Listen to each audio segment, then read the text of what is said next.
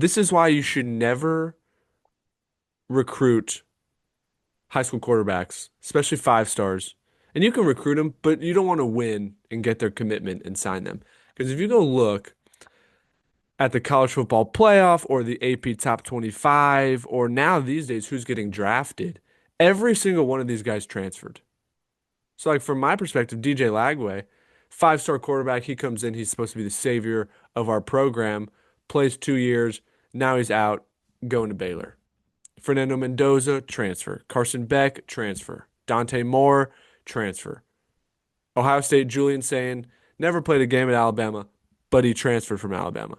Um, who else was in the top five? Ole Miss, Trinidad Chambliss, transfer. None of these, Dylan Raiola now, transferred. Houston Longstreet, Sam Levitt, both at LSU, transferred. Who else is good? John Mateer, transferred. Arch Manning stayed home. He stayed home. Good on Arch Manning. The one data point for the other side of this argument. So leads me to believe if you want to get one of these 4 or 5 star quarterbacks out of high school, you have to pay him $1 million now. You have to give him $1 million. If the chances are that, oh God, our free meeting's ending in 10 minutes. I saw that. If you, if the chances are you lose them and they go somewhere else, then why put $1 million in on a high school quarterback? Like Miami had Cam Ward and Carson Beck in back-to-back years. Now they're going to have probably Darian Mensah, depending on how this whole lawyered up NIL situation goes. They're just going to rinse and repeat senior transfer portal quarterbacks in their last year. And they're going to give them $2 million every year because they've budgeted for a transfer portal quarterback. They don't want a guy to come in and hope he stays for 2 or 3 or 4 years, however long it takes for him to develop into a good quarterback. Because then Yeah, no one I wants, no one's going to stay at a school for 2, 3, 4 years. I agree with you.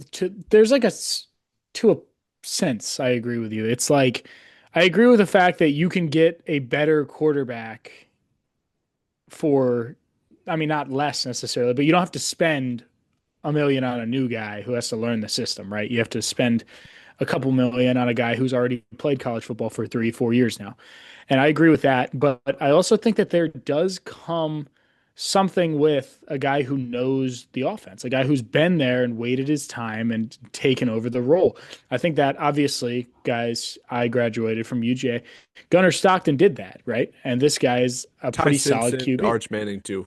Add a couple Yeah. guys into that ring. Yeah. There's a couple guys in there who've done that. And I think that these are kind of fun quarterbacks because they are like not just transfers. These are guys who are like, yeah, that's that's Arch Manning's. I think Arch Manning's gonna have a great year this year. I do. I mean, I did think it's gonna be a lot better than last year because now he's just coming into form, and I think that he's gonna have a great year. And I think that there comes a point where these transfer guys aren't really part of their school. Like there actually was a point, like a talking point that Carson Beck had where some reporter asked him if he had class, and he was like, I graduated 2 years ago. So It's a this is bit like a grown ridiculous to man. me. Yeah, it's Also, I kind of will say ridiculous. with Ty Simpson, Gunnar Stockton, Arch Manning. Arch Manning is a Manning. Obviously, he was going to be good financially no matter what. So he probably took less money to stay at Texas and give it to the other guys. Ty Simpson, his dad, football coach, kind of has that, be a backup, earn your role type of mentality. Gunnar Stockton, Georgia kid through and through, never wanted to go anywhere else. But these guys that grow up, if you're not a diehard fan or like your parents aren't coaches and you kind like maybe you transferred high schools too, or you've moved a lot, so you're kind of numbed, like moving around and having a new start. And also, it's the most money these kids have ever made. Yeah, I'll transfer. I'll transfer twice. If I want to make $1 million and then two and then three, you know, and the next school guarantees me a starting spot that I don't currently have, I transfer every time. Which leads me Yeah. to my next point. I think we need to reintroduce some punishments for transferring multiple times. I don't know if I think you need to sit Yeah. out a whole year, but sit out for 6 games, maybe. I don't really know the exact punishment that I would like to be implemented there, but I do agree that there has to be some kind of system, right? Because these guys can do that. They can just every year be like I actually have done it like in my college football franchise, right? As like a road to glory. I'll play my first year and I'll sit under a backup at Michigan, bang, transfer. Now I'm starting at Northwestern, bang, I'm out again. I've played in four different college teams, and it's like that's ridiculous that that is where college football is at now, to where you don't even have to be a student. You can be a full blown adult and you could be Yeah. transferring to other colleges and playing for them. And then you get the argument of what's the difference between college football and NFL football. It just feels like they're just getting closer and closer.